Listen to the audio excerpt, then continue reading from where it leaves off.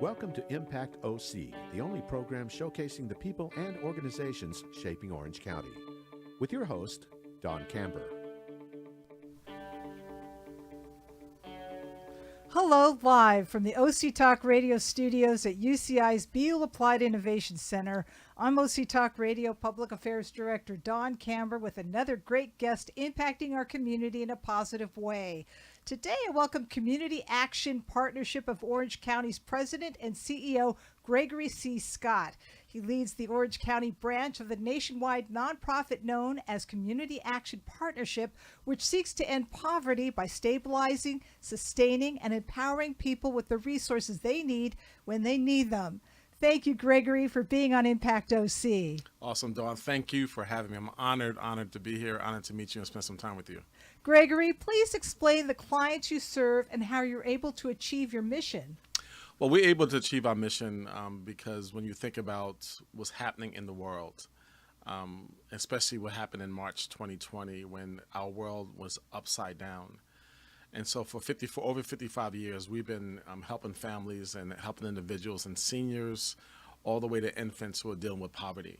And so that goes from single family, single parent, single household-led household parents to seniors to young people. So our demographics kind of run all over the place. But what happened in March 2020 really shined the light on those individuals who are dealing with poverty. Dealing with a global pandemic was hard enough. Dealing with housing prices, especially here in Orange County, is hard enough.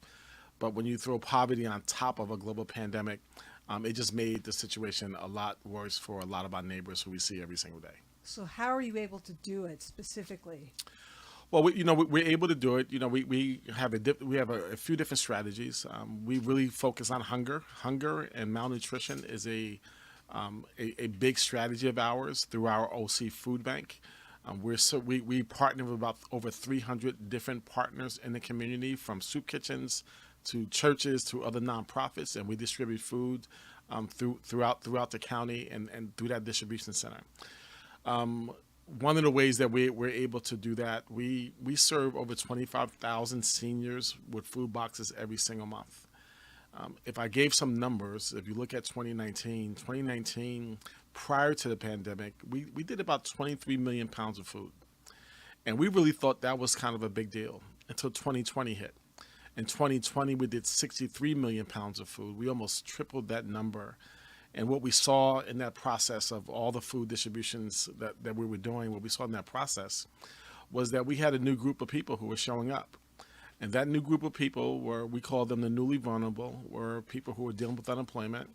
Many of them may have a mortgage, may have a car payment, but we're now in our line getting food. And so that's one of the strategies that we use. We try to really address immediate needs, so that as you did the introduction, really addressing people's immediate needs when they need us and want to be there when they need us the most. So that's one of the ways. The other way we do it, through rental assistance. We help people who are struggling paying their rent. Utility assistance, those individuals who are struggling paying their utility bills. But then we have three family resource centers, one in Santa Ana, there's one in Orange, there's also one in Anaheim, which I think is really the heartbeat of what we do. And at those family resource centers, we wrap a lot of services around families who are in need. So do people access the services through the family resource centers, or how do they access your services? Well, they can access it through the family resource centers. We've been around for so long that I believe we've become really a trusted organization within the region. So one way is by word of mouth. Another way is through other nonprofits, through referrals that we get. Could be 211, could be through United Way, could be a lot of the other partners that we have that also do referrals. But the family resource centers are also in the community. They've been in the community for a long time. And so we've had generations of people and family members who've come through our family resource centers and know that we're there and able to help them. And you're empowering people to take care of themselves. How do you do that? Well, we do it because at the end of the day, this is not about just giving out food boxes, and it's not about just helping people with their utility bills. This is about transformation. And this is about how do we really change the trajectory of a family's life and for generations. So we use a whole family approach. It's a 2-generation approach. So we're working with young people. We have an education program. We have an after-school program. We have a STEM program. But we also have a workforce development program where we are working with parents through resume writing, resume building, helping them really set a career goal, and how do we really put them in position where they can really change their career. Thus, this is really about how do they change their financial future. But we also believe that education is a pathway out of poverty. And so how do we really educate young people so that that as they grow and become adults, that they're not living in poverty themselves? And I always use my own story. I was born and raised in the housing projects in New Jersey. And my mom made sure I went to college. And by me going to college, my children and my grandchildren and the future generations won't have to live in poverty. And so I'm a believer in it. I'm a believer in education, but I'm also a believer in helping parents really change their career goals and help them build the skills they need to move forward. Can you give us an example of a family using your services? Absolutely. I mean, one great story, and then I'll tell a different story. But one great story, every holiday season, we do something called Hope for the Holidays, and we're gearing up for that again this year. And we have a corporate partner that is part of our adoptive family program. And we had a family of 12, a mother and father and 10 children. And they didn't know this, but our corporate partner bought them all gifts. And it was like Christmas in our building, Christmas in our boardroom, because they bought. I mean, if you would see the pictures and see the tears from the children all the way up to the parents, how appreciative they were, and without our program, they would not have had the type of holiday season that they had, and it was simply amazing. That same corporate partner is also partnering with us to do a STEM program. Throughout our entire organization and with a lot of the young people in our program. So we're very excited about that. But I've seen countless families and heard countless stories of single moms who've come through our program. We have a diaper bank as well. They may have come to get diapers, but then they access some of our other services as well, whether it's food, whether it's utility assistance, getting into our workforce development program, getting into our couples program, where we also work with couples on communication skills, on parenting skills, a fatherhood program. We also have financial empowerment, where there's a 5-week budgeting program, how to save, and really take them through really, money 101 to help them kind of move forward and learn the skills they need to kind of move forward. So where do they access these services? They can access it through our website. We at www.capoc.org, but certainly visiting any one of our centers, where they can also get that address on our website as well. They can access those services there as well. So the classes are offered from the Family Resource Centers? From the Family Resource Centers, absolutely. How are you funded? Well, I mean, we're probably like most nonprofits. We're shaking every tree, but we probably get the majority of our funds through government grants that we apply for and able to get. And then then the other 25% we are out there raising through fundraisers. We have a really great event coming up called is our Hope for the Holidays season. So this event is our Night of Hope, and that's coming up on October 2nd. And so that's one of our major fundraisers of the year. But other than that, we are going after corporate partners to really invest in the work that we're doing. Now, during the pandemic, did you find more clients than before the pandemic? Absolutely. There were more people in need. Unemployment was at a very high rate. We've never seen a pandemic like this in our lifetime. And then when you throw unemployment on top of that, because a lot of the service industries have shut down, a lot of hotels shut down, a lot of restaurants shut down. A lot of people we serve may work 2 or 3 jobs in that industry. But now those industries have now shut down for over a year. Who knew that Disneyland was shut down? If someone would have said that a year prior, 3 weeks prior, you would not have believed it. But all those service industries has shut down. That really impacted not only the people that we serve, but as I stated earlier, then we had a newly vulnerable group of people that we were now serving, who are now knocking on our door for help. And most people think it's Orange County. But throughout these 34 cities in Orange County, there's pockets of not only poverty, but homelessness. people who are on the verge of poverty. So it's important for us to really realize that, educate people, that just because it's Orange County does not mean that there's not vulnerability, economic vulnerability in this great county. What are the requirements to get services?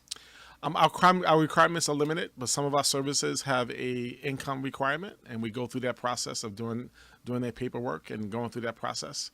If they don't qualify, we're able to refer them to other programs throughout the community. As I said, we have over 300 partners that we really work with throughout the county, where there's no door that's closed. Every door is open, and there's no service that we are going to deny people. We're going to try to help everybody that we can. So if someone needs something immediately, do they reach out to your organization?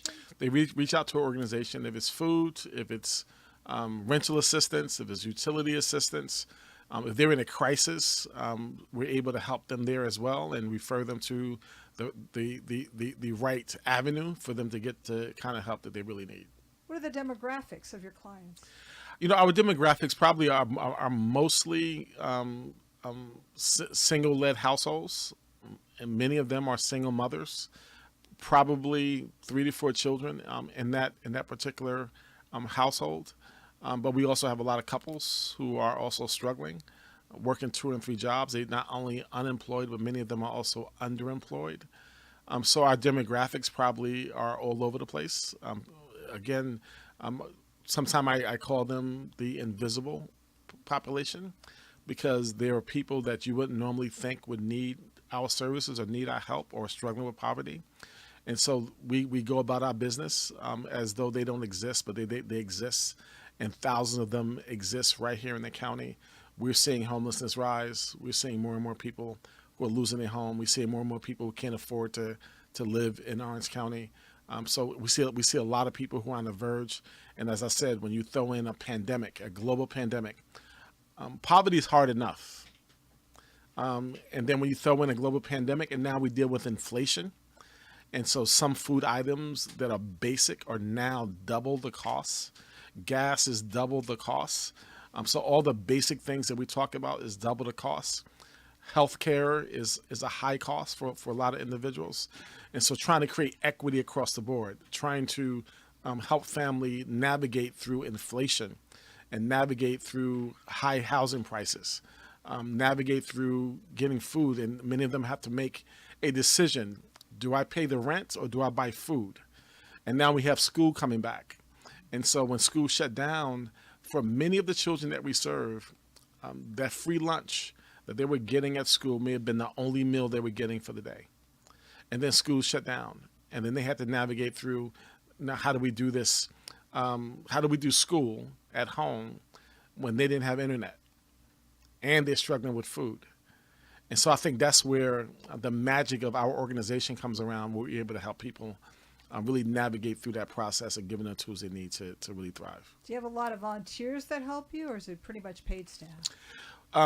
Volunteers. So our model, our business model, especially within our food bank, we cannot do what we do without the 18,000 volunteers who come through our food bank every single year, and many of them are corporations who send in volunteers. They're individuals, they're churches, they're the soccer team, they're the basketball team. So we have a lot of volunteers, but we cannot do what we do without the community really getting involved through volunteerism. So how do they feel doing it? Tears, a lot of care. You'll be amazed. Even during the pandemic, where in the beginning of the pandemic, we lost a lot of volunteers. Then they begin to slowly come back as things begin to open up. But it just shows how much people care about our neighbors. And this is about all of our neighbors in the community. When they understand that they are helping a senior get food for that month, it makes a difference. When they understand that they're helping a single mom get diapers, it makes a difference. And so talking to volunteers, even hearing their stories, because we also have some volunteers who are recipients of the services that we provide. And this is not a requirement. They do it because they want to. they want to help their neighbors, someone else who's struggling. So they come in and they may volunteer and help pack boxes, or help do something else within the center that makes a difference for someone else. And it just shows the magic of people when our heart is in the right place. And at the end of the day, it's about love. It's about our heart being in the right place. How do we help our neighbors? And so I think we are putting ourselves in a position where we want to be that organization that people come to when they're struggling and they're dealing with poverty, because they know Community Action Partnership, who's been around for over 55 years. We're part of a national network. We were born out of the war on poverty. And kudos to the Johnson administration during that time period, when many families, because of the racism and racial justice that was happening during that time, and unfortunately racism is married to poverty, and especially systematic racism. But the response from the administration during that time was Community Action Partnership. So now we have 1,000 what we call CAP agencies across the country, almost in every county in this country, that's helping families dig their way out of poverty. How do the clients feel? I think that the clients are appreciative that we're there. I can speak for my team here in Orange County. I have an amazing team. I have staff members who have been there for 30 years, 20 years, 7 years, who really care about this community and really care about the work that they do. And so our clients know when they walk through the door, they're walking through the door in a safe environment where people care about them and able to give them the services that they need. And how long will they be online with services with you? It all depends. So, we've had some individuals who have, been around for years. And I think, the shift in our organization is not just providing service, but how do we really advocate for systematic change in the community? How do we really advocate and create the right program model, this whole family approach model that we're trying to create, that we really want to help people get out of poverty? I can't wait for the day, instead of bragging about 63 million pounds of food that we give out, I can't wait for the day that we brag about the 10 million pounds of food that we give out, because that's all that was needed. And so that's what I'm excited about in terms of what our organizations focus on: economic mobility, financial empowerment, youth development, and making sure that we have resilient communities, and by meeting immediate needs, having healthy homes, having nutritional food, meeting immediate needs. For me, that's what it's all about. Thank you, Community Action Partnership of Orange County President and CEO Gregory C. Scott, for being on Impact OC. And I thank everyone for tuning in. I'm OC Talk Radio Public Affairs Director Dawn Camber. Have an impactful day.